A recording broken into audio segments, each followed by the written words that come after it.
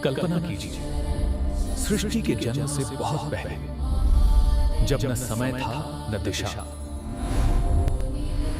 जैसे जैसे वो पहली चिंगारी प्रज्वलित होती गई, उसी निर्विकार शून्य में ब्रह्मांड की अनगिनत शक्ति और की उस आदि ध्वनि के साथ ही समस्त ब्रह्मांड में एक विशाल लयबद्ध कंपन उत्पन्न हुआ। और फिर उन सभी ऊर्जाओं के संगम से उस दिव्य कंपन के चरम पर एक ही क्षण में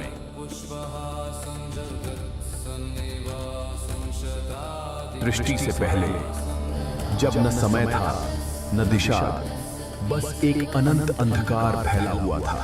दोनों के मध्य अपनी अपनी श्रेष्ठता को लेकर एक भीषण विवाद चल रहा था। एक कहता मैं सृष्टा हूँ, दूसरा कहता मैं पालक हूँ। हे देवों के देव, हे महादेव, आप ही सत्य हैं और काल भी आप ही हैं। देवताओं की प्रार्थना सुनकर उस महाअंधकार को चीरता हुआ एक अद्भुत और अविश्वसनीय घटना घटी।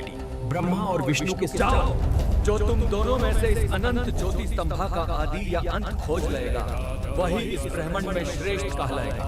अपनी अद्भुत शक्तियों से उन्होंने विशाल वराह का रूप धारण किया। उनका शरीर अदम्य शक्ति से चमक रहा था।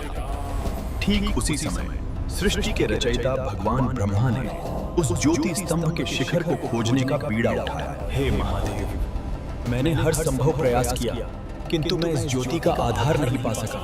मैं इसका अंत नहीं खोज सका। मैं जीत गया। यह केत की मेरी विजय का प्रमाण है।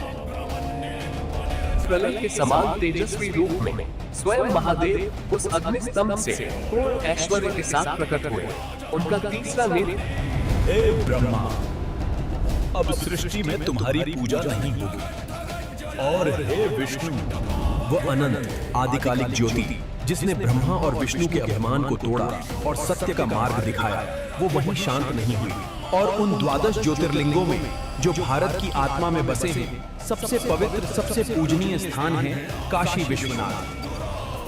काशी केवल एक नगर नहीं है, यह स्वयं शिव का धाम है।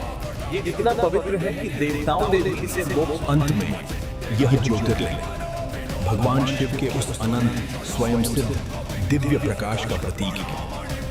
ये है मेरी कहानी। कैसी लगी जरूर बताइए। चैनल पर नए हैं तो अभी सब्सक्राइब कर दीजिए और पास वाली घंटी का बटन दबा दीजिए ताकि मेरी अगली कहानियां सबसे पहले आप तक पहुंचे।